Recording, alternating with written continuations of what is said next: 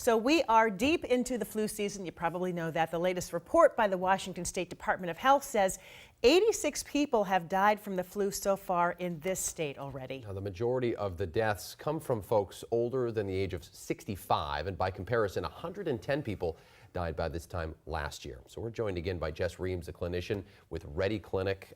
Flu versus the cold. Again, I think we should probably revisit this. How do you know when you have the flu? How do you know when it's just a cold? So the biggest difference between the two, I think, is that patients who have the flu come in and they say, it hit me like a truck.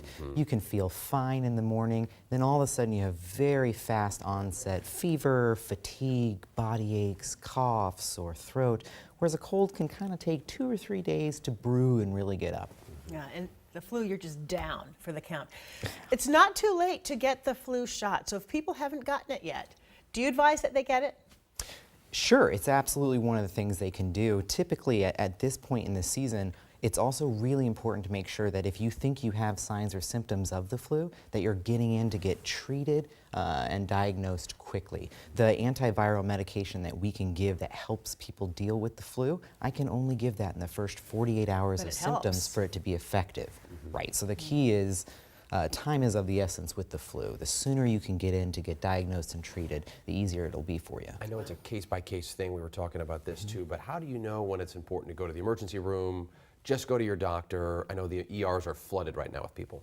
Right. I think a lot of people go to the ERs when they first get signs and symptoms because they think this is the only place where I can get a same-day treatment.